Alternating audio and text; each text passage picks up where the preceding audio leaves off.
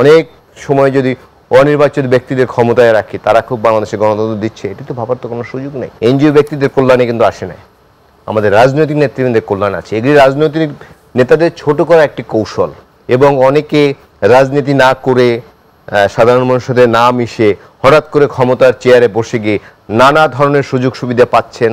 মার্কিন যুক্তরাষ্ট্র কিন্তু সারা বিশ্বে গণতন্ত্র ফেরি করে বেড়ায়, যদিও সেটা আপেক্ষিক ব্যাপার এই কারণে মিডল ইস্টের সাথে যেসব দেশের সাথে তাদের ভালো সম্পর্ক, কোথাও কিন্তু গণতন্ত্র নেই, চরমভাবে মানবাধিকার লঙ্ঘন হয়, কিন্তু তারা কিন্তু সেগুলো নিয়ে কথা বলে না, ঠিক না পা?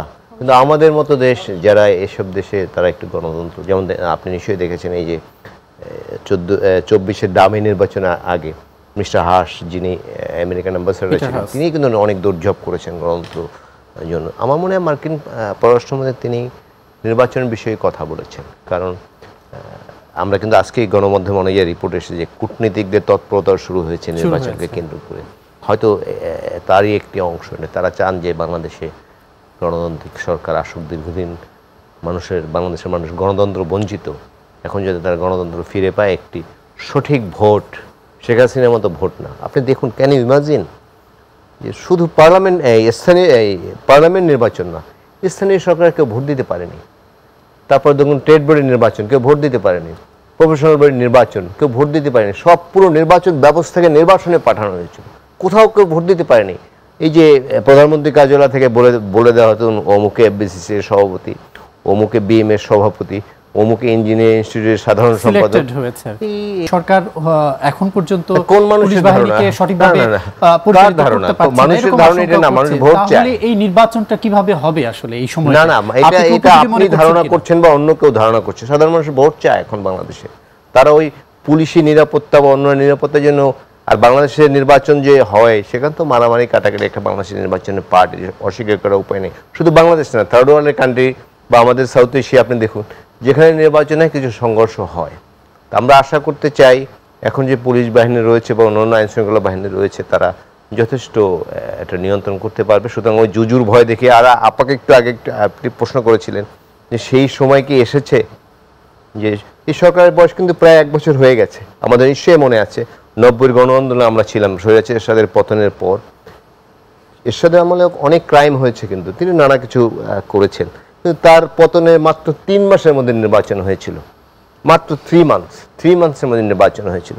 এবার তো ধরনের ফেব্রুয়ারিতে ডেট যে ঘোষণা করেছেন, প্রায় 1.5 বছর। আপনি বলছেন 3 মাসের মধ্যে নির্বাচন হয়েছে, অনেকে আবার বলছেন যে গণতন্ত্র টেকসই হয়নি। টেকসই হয়নি? আমি আজ সারা জীবন অনির্বাচিত ব্যক্তিরা ক্ষমতা থাকলে গণতন্ত্র খুব টেকসই হয়ে যাবে? গণতন্ত্র নানা ভুল ত্রুটির মধ্য দিয়ে গণতন্ত্র সামনের দিকে যাবে, তাই না? সুতরাং আমি যদি সারা জীবন বা অনেক সময় যদি অনির্বাচিত ব্যক্তিদের ক্ষমতায় রাখি, তারা খুব বাংলাদেশে গণতন্ত্র দিচ্ছে, এটি তো ভাবার তো কোনো সুযোগ নেই।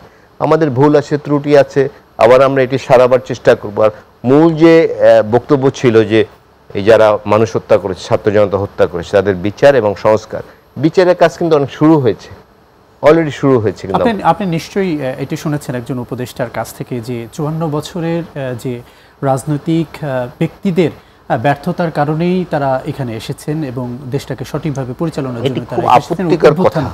এটি খুব আপত্তিকর কথা। এই জাতির যত অর্জন সব কিন্তু রাজনীতিবিদদের হাত ধরে এসছে। যারা ছাত্র রাজনীতি করে তাদের হাত ধরে, যারা অন্য রাজনীতি করেন, সিনিয়র পলিটিক্স করেন, তাদের হাত ধরে এসছে। আমাদের মুক্তিযুদ্ধ কি ওনাদের মতো আমি স্টুডিওতে বলতে চাই না, এনজিও ব্যক্তিদের কল্যাণে কিন্তু আসে না, আমাদের রাজনৈতিক নেতৃবৃন্দের কল্যাণ আছে। এগুলি রাজনৈতিক নেতাদের ছোট করা একটি কৌশল, এবং অনেকে রাজনীতি না করে সাধারণ মানুষদের না মিশে হঠাৎ করে ক্ষমতার চেয়ারে বসে গিয়ে নানা ধরনের সুযোগ সুবিধা পাচ্ছেন।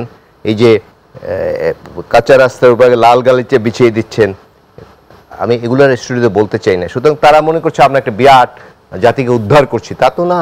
জাতি তো উদ্ধার হয় না, আমরা দেখছি তো জাতি কতটা উদ্ধার হচ্ছে, আমরা তো দেখছি। সুতরাং এগুলো বলে লাভ নেই, রাজনীতিবিদদের ছোট করে এটা চিন্তার দৈন্যতা বলে আমি মনে করি। আপনি যে প্রশ্নটি করেছেন। জি, আরেকটি বিষয় আমরা দেখছি যে জুলাই সনদ নিয়ে এবং ঐকমত্য কমিশনের যে সহসভাপতি আলী রিয়াজও একটা আশঙ্কা প্রকাশ করেছেন যে জুলাই সনদ ঘোষণা নিয়ে একটি শঙ্কা দেখা দিয়েছে। এবং আজকে আমরা দেখলাম যে ফেসবুক পোস্টে নাগরিক পার্টির আহ্বায়ক নাহিদ ইসলামও বলেছেন যে কেউ যদি এটি ঘোষণা না করে, অর্থাৎ কেউ বলতে এখানে সরকারকে বুঝিয়েছেন, যদি ঘোষণা না করে তারা নিজেরাই ঘোষণা করবেন ৩ আগস্ট এবং জুলাই ঘোষণাপত্র তারা পাঠ করবেন এবং সরকার ব্যর্থ হয়েছে দুইবার তাদের প্রতিশ্রুতি দিয়েছেন, সেই প্রতিশ্রুতি অনুযায়ী তারা কাজ করছেন না। জুলাই তো এখনো চলে যায়নি, ওনারা তো আশাহত কেন হচ্ছেন? আর জুলাই ঘোষণাকে ওনারা ওনাদের মতো করে করবেন? এই আন্দোলনে কিন্তু আমরা 1 মাস 5 দিনের আন্দোলন না। এই যে আপাও আছে তারাও আন্দোলন করেছেন, 15.5 বছর ধরে মানুষ আন্দোলন করছে এবং অনেক মানুষ হত্যার শিকার হচ্ছে, গুম হয়েছে। এই যে বিএনপি এক একজন নেতার নামে 400-500 মামলা, ঘরে ঘুমোতে পারেনি, তারা কোর্টের বারান্দায় ঘুরেছে, তারপরে যারা ছাত্র আন্দোলন করেছে তাদের চাকরি হবে না, গুম হতে পারে, সেই রিস্ক নিয়েও আন্দোলন করেছে।